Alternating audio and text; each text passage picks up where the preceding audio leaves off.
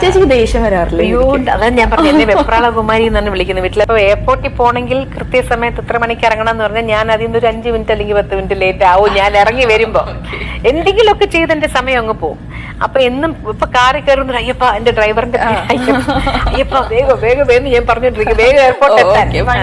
അപ്പൊ അതുകൊണ്ട് എന്റെ ഹസ്ബൻഡ് പറയുമ്പോൾ ഒരിക്കലും എന്നെ ഡ്രൈവിംഗ് പഠിപ്പിക്കൂല. കാരണം ഈ വെപ്രാളകുമാരികൾക്ക് പറഞ്ഞിട്ടുള്ളതല്ല ഡ്രൈവിംഗ് എന്ന് പറഞ്ഞാൽ. എനിക്ക് ഡ്രൈവിംഗ് പഠിപ്പിച്ച് തന്നിട്ടില്ല. ആ ഒരു വെപ്രാളം എനിക്കുണ്ട്, അതിന്റെ ബേസിക്കലി എനിക്കുണ്ട്. പിന്നെ ഈ പറഞ്ഞ മാതിരി ദേഷ്യത്തിന്റെ കാര്യം, ഞാനൊരിത്തിരി എന്താ പറയണ്ട, ഒരു സിസ്റ്റമാറ്റിക് ആയിട്ട് പോകുന്നത്. എനിക്ക് എന്റേതായിട്ടുള്ള രീതികളുണ്ട് എല്ലാത്തിനും. ജോലി ചെയ്യുന്ന കാര്യത്തിലാവട്ടെ, വീട് വെച്ചിരിക്കുന്ന കാര്യത്തിൽ, വീട് അങ്ങനെ സ്പിക്ക് ആൻഡ് സ്പാൻ എന്നുള്ള രീതിയിലുള്ള എന്നെ കൊണ്ട് നമുക്ക് ചെയ്യാൻ പറ്റുമ്പോ ഞാൻ എല്ലാം ക്ലീൻ ആക്കി വെക്കും. സാധനം അവിടെ നിന്ന് മാറി അത് അന്വേഷിച്ച് കുറെ സമയം കളയേണ്ടി, അതൊക്കെ എനിക്ക് പെട്ടെന്ന് ദേഷ്യം വരുന്ന കാര്യങ്ങളാണ്. മിക്കവാറും വീട്ടില് ഞാൻ എന്റെ ഹസ്ബൻഡുമായിട്ടാണെങ്കിലും തമ്മിൽ വഴക്കുണ്ടാവുന്നത് ഈ വൃത്തി